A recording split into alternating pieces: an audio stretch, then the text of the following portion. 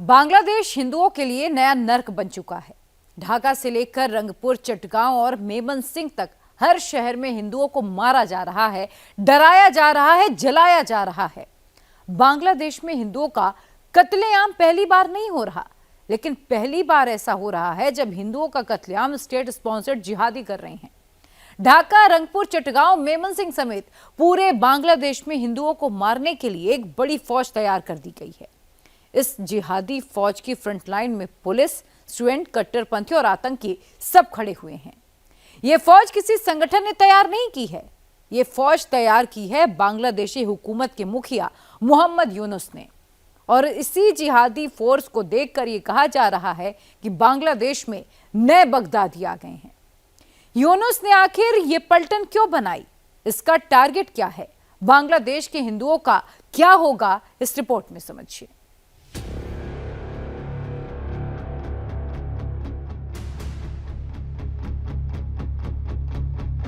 ये बांग्लादेश में state sponsored जमाती जिहादी फोर्स की पहली तस्वीर है।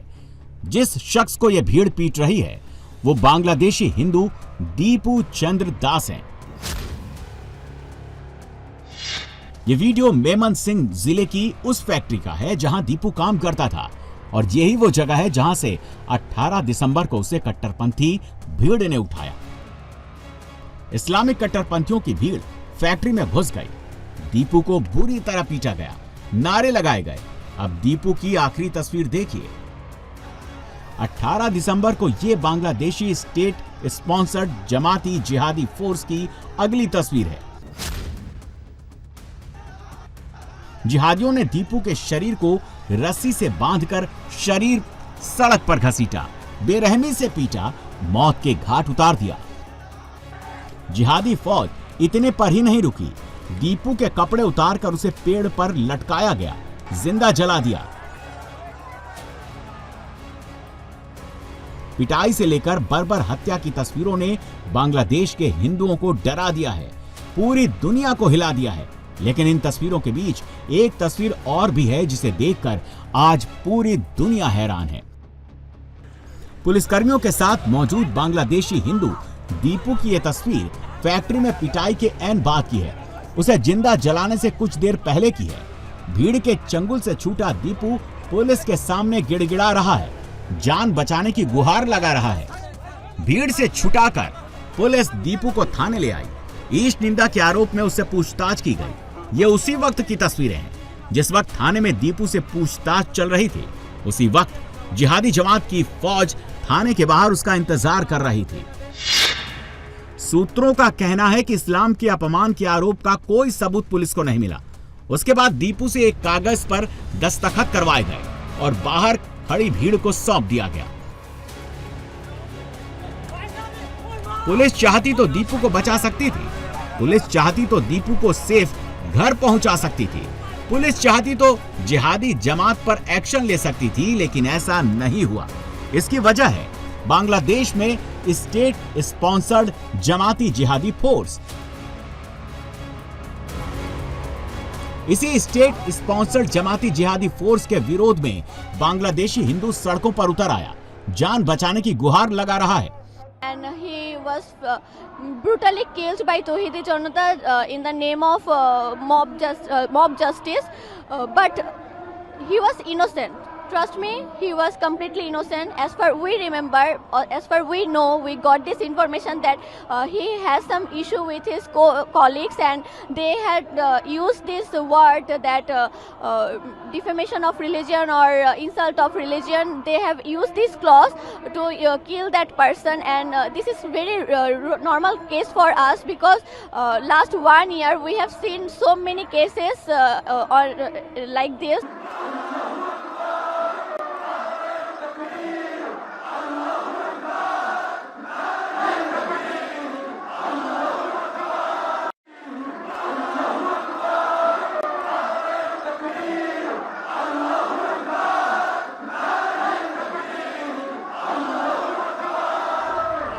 बांग्लादेश में जमाती जिहादी फौज को किसी और ने नहीं, खुद यूनुस ने तैयार किया है। किसी को भी जिंदा जला देने वाली पलटन यूनुस ने ही रेडी की है और इस फौज का टारगेट है हिंदू। इस बात का एक एक सबूत आपको देते हैं। ढाका में कट्टरपंथी फौज के आका की पूरी पिक्चर दिखाते हैं। ये उस्मान हादी की मौत के बाद ढाका की तस्वीरें हैं, जब कट्टरपंथियों की भीड़ डेली स्टार और प्रमोद आलो के दफ्तर को फूंक रही थी और यूनिस की पुलिस इन्हें रोकने की जगह मोहलत मांग रही थी। इसके जिहादी फौज ने खुद बताया कि आर्मी कैसे साइलेंट खड़ी होकर तमाशा देखती रही। আপনারা জানেন আমাদের হাদি ভাই আমাদেরকে রাস্তা দেখিয়েছে, যেটা 5 আগস্ট করা দরকার ছিল আমরা পারি নাই, আজকে সেটা করেছি হাদি ভাইয়ের উসিলায়। আমরা সেই দিল্লির লেসপেন্সার প্রথম আলোকে ঘুরিয়ে দিয়েছি এবং ঘুরিয়ে দিয়েছি আমরা দিল্লির ডেইলি স্টার নামক সেই দিল্লি দাসের দিল্লি স্টারকে। এখন আমরা লং মার্চ করতেছি ইনশাআল্লাহ 32 এর দিকে। অনেক আল্লাহু আকবার। আমরা আজকে ইন্ডিয়ান মূল লেসপেন্সার যে প্রথম আলো ঘুরিয়ে দিয়েছে আপনারা দেখেছেন, এখানে সেনাবাহিনী আসছে ফিরাতে পারেনি। আমরা বলেছি যদি এখানে কেউ হস্তক্ষেপ করে তাকে ওখানে আগুনে নিক্ষেপ করবো আমরা। এটা আমাদের স্পষ্ট বক্তব্য ছিল। সেনাবাহিনী আসছে কিন্তু ফিরায় নাই, ওনারা উপভোগ করেছে সেলট সেনাবাহিনীর সদস্যদেরকে। এবং কি আরো একটা কথা বলতে চাই, আমরা এই বাংলাদেশে দিল্লি স্টার শেষ হয়েছে, প্রথম আলো শেষ হয়েছে, যদি হাসিনা সহ হাদি ভাইকে যারা হত্যা করেছে এই হত্যাকারীদেরকে যদি ফেরত না পাঠায় ভারতের সাথে সমস্ত কূটনৈতিক সম্পর্ক বিচ্ছিন্ন করতে হবে সরকার। यूनुस ने कैसे बांग्लादेश को आतंकियों के हवाले कर दिया, कैसे बांग्लादेश को कट्टरपंथियों के चंगुल में फंसा दिया, अब उसका दूसरा सबूत देखिए। ढाका की सड़क पर खुलेआम तकरीरें दे रहे इस शख्स का नाम मुफ्ती जसीमुद्दीन रहमानी है।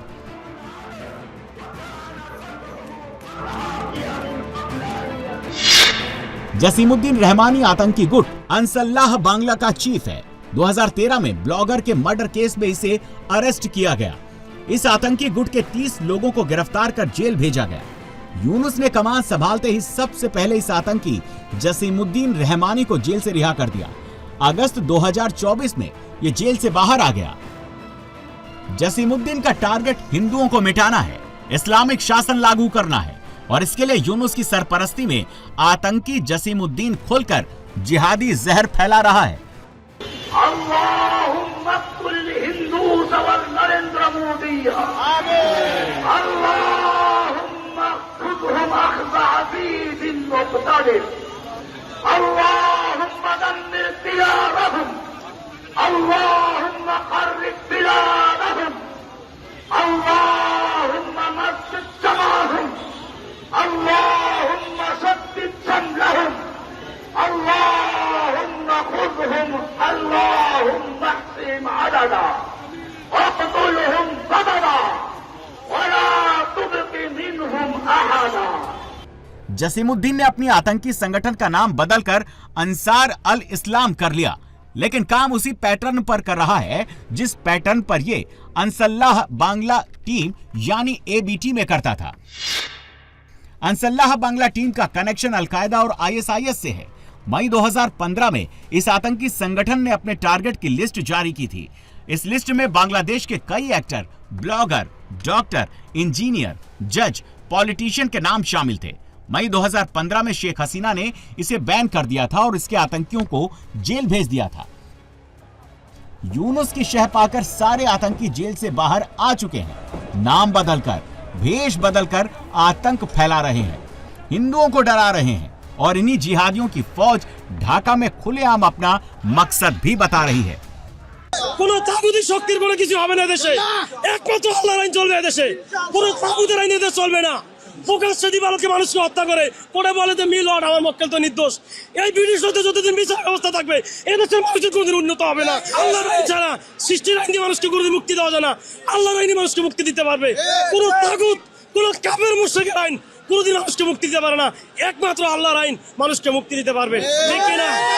আমরা চাই না কোনো কুফুরের মন্ত্র, আমরা চাই না কোনো সেকুলার গণতন্ত্র, আমরা চাই ইসলামী তন্ত্র, আমরা চাই আল্লাহ রসুলের আদর্শ। কোনো কাফের মুশরিকের আদর্শ আমরা চাই না। কোনো ডেমোক্রেসি চাই না আমরা। ডেমোক্রেসির প্রতিষ্ঠাতা একজন কুলাঙ্গার, সে ছিল একজন মুসি। পৃথিবীতে মোহাম্মদ রাসূলুল্লাহ সাল্লাল্লাহু আলাইহি ওয়াসাল্লামের মতন এত বিশ্ব মহামানব থাকতে আমরা কেন মুসির আদর্শ অনুসরণ করবো? আমরা তো মুসলমান, আমাদের রক্ত ভাই, সহ্য হয় না ভাই। আমরা ভারত কেন এদেশে আধিপত্য বিস্তার করবে এই কিছু কুলাঙ্গারের জন্য? ভারতের কোনো দালাল এদেশে থাকতে পারবে না। যারা বাংলাদেশকে ভালোবাসে, যারা এই সার্বভৌমত্বকে ভালোবাসে, তারাই এদেশে থাকবে, তারাই এদেশের সুসন্তান। কোনো কুলাঙ্গার এই দেশের মাটি কোনোদিন আর কিছু করতে পারবে না ইনশাআল্লাহ। यूनुस ने ढाका की गद्दी संभालते ही सिर्फ कट्टरपंथियों को रिहा ही नहीं किया, यूनुस ने हर उस जिहादी को बाहर निकाल दिया जिसे हसीना ने सलाखों के पीछे ढकेला था। 1256 लोगों की हत्या, 13 महिलाओं के साथ रेप का आरोपी जमात का नेता अजहरुल इस्लाम, 27 साल से जेल में बंद स्वीडन असलम, अवामी लीग रैली में ग्रेनेड अटैक का आरोपी अब्दुल सलाम पिंटू समेत 100 से ज्यादा खूंखार आतंकी और कट्टरपंथियों को ढाका में जिहाद का जहर फैलाने के लिए छोड़ दिया गया है। यूनुस ने जेल से कट्टरपंथियों की टोली रिहा कर बांग्लादेश में एक नई फ्रंट लाइन तैयार की है। इस फ्रंट लाइन में जिहादी हैं, आतंकी हैं, कट्टरपंथी हैं और इनका मकसद सिर्फ और सिर्फ खून बहाना है।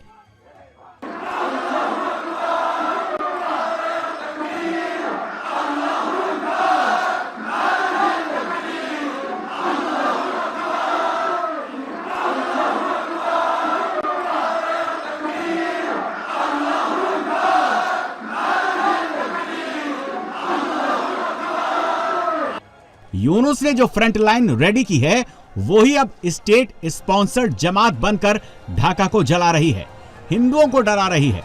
यूनुस का ही ये इकोसिस्टम ढाका में तबाही के लिए जिम्मेदार है।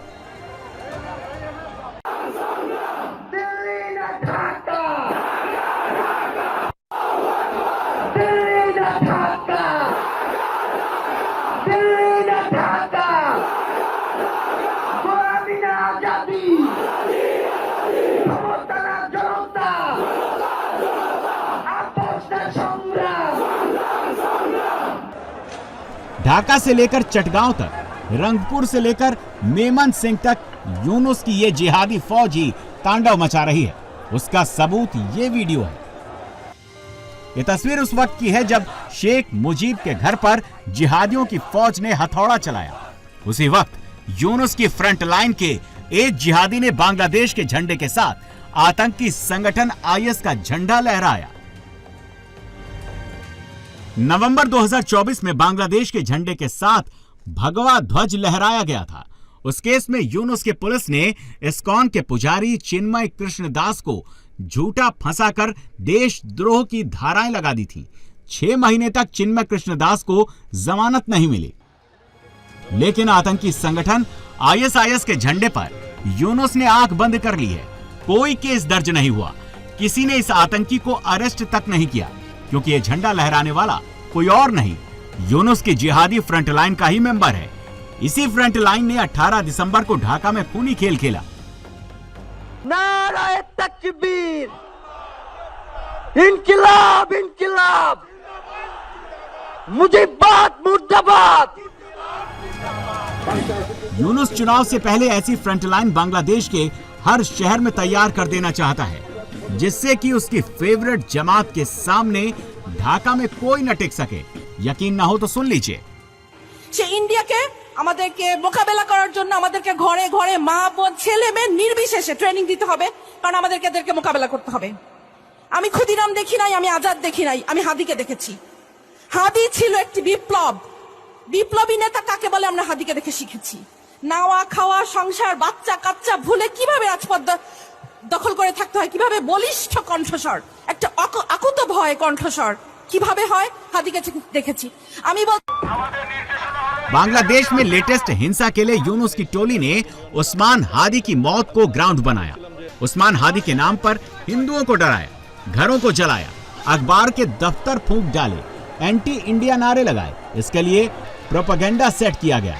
लोगों से कहा गया उस्मान हादी के मर्डर की साजिश इंडिया में मौजूद आवामी लीग के नेताओं ने रची है। हादी की हत्या का आरोपी बॉर्डर क्रॉस कर भारत भाग गया और बांग्लादेश के दुश्मनों को इंडिया ने पनाह दी है। इसके बाद ही जिहादी टोली ने भारतीय उच्च आयोग के बाहर धमकी भरे नारे लगाए।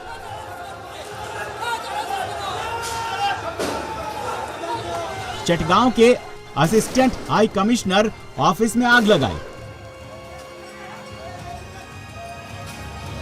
लेकिन सच यह है कि कोई अपराधी भारत नहीं भागा है।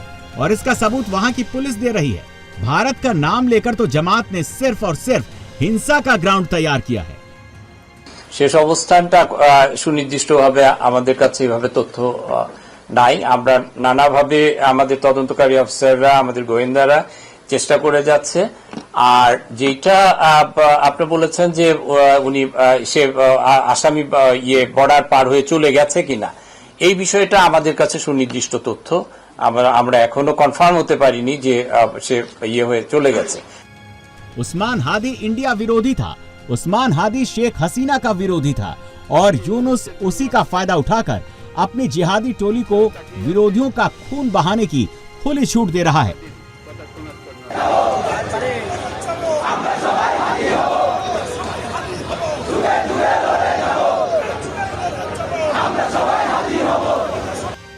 सच यह है कि उस्मान हादी की मौत के लिए जिम्मेदार भी यूनुस की जिहादी टोली ही है। कहा तो ये तक जा रहा है कि हत्यारा यूनुस की जिहादी फ्रंट लाइन का ही मेंबर है और इसे भी यूनुस ने ही जेल से 2 बार रिहा कराया है। হাদিকে খুন করার উদ্দেশ্যে গুলি করেছে, তার ব্যাকগ্রাউন্ড দেখেন, তাকে জামিন করাইছে কে তার দুইবার এই করছে। ব্যারিস্টার কায়সার কামাল সহযোগী ছিল, আমি অস্বীকার করব না। ব্যারিস্টার কায়সার কামাল, আমি এটা শিশির মনির দুইবার তাকে আপনার জামিন করিয়েছে এবং শিশির মনির এই কাজগুলো করেছে। আমি কিন্তু দায়িত্ব নিয়ে কথাটা বলছি। আমি দায়িত্ব নিয়ে বলছি, আপনি অসত্য বলছেন। কায়সার কামাল সহযোগী ছিল, সহযোগী উকিল। আমি একজন উকিল হিসেবে বলি, আপনার সময় বলবেন প্লিজ, আপনি বলবেন। আপনার নিয়ম কি? নিয়ম হচ্ছে উকিল, আপনি যদি উকিল থাকেন, আপনি একা পারলেন না, আপনি মনে হলো আরো 5টা নিতে পারেন। আপনি আপনার আসামি পক্ষ বা বাদী পক্ষ যদি চায় হ্যাঁ আরো 10টা উকিল নেব, সমস্যা নাই, টাকা কোনো ম্যাটার না, আপনি নিতে পারেন। তো সেইখানে কায়সার কামাল বা তার আরেকজন সহযোগী, সেটাও বিএনপি। এবং এইখানে কিছু কিছু উকিলের ক্ষেত্রে আমি বলি, হায়ারে যে উকিলগুলা যায়, হায়ারে সেই উকিলগুলো আওয়ামী লীগের সময় আওয়ামী লীগের উকিলরাও বিএনপির হায়ারে নিছে। কেন নিছে? যাতে জামিনটা হয়। ঠিক এখনো বিএনপির একটা উকিল নিছে, কিন্তু মেন যে উকিল, মেন যে দুইবার বের করছে, তাকে কে বের করছে? কারা বের করছে? 17 লক্ষ টাকা নিয়ে ধরা খাইলো 1 মাসের মধ্যে। কিভাবে আমরা আসামিদের ধরা পড়তে দেখি, চাউর করে লিখা হয়, বের হইতে কিন্তু আমরা দেখি না। তো বের হওয়ার সময় 1 মাসের মধ্যে এই ছেলে এই 1.5 বছরের মধ্যে 2বার অ্যারেস্ট হয়েছে, 2বার বের হয়েছে, 2বারই উকিল ছিল জামাতের উকিল। बांग्लादेश में यूनुस और जिहादी जमात एक सिक्के के 2 पहलू बन चुके हैं। जमात जो चाहती है वो यूनुस करता है, जमात जो करना चाहती है यूनुस उसके लिए खुली छूट दे देता है। उस्मान हादी की मौत के बाद जमात के कहने पर यूनुस ने ढाका यूनिवर्सिटी में हॉल का नाम बदल दिया। पहले यह हॉल शेख मुजीब के नाम पर था। यूनुस की शह पर ही जमात एक ऐसी कट्टरपंथी फोर्स तैयार कर रहा है जो बांग्लादेश में शरिया लागू कर सके और इससे जुड़े कई वीडियो सामने आ चुके हैं। তাকে আমি যেখানে পাবো সেখানে আমি হত্যা করে ফেলবো। এটা কার বিধান? এটা আল্লাহর বিধান। আল্লাহ পাক কোরআনে বলছেন, মালউনিনা আইনামা সুকিফু উখিযু ওয়া কুতিলু তাকতিলা।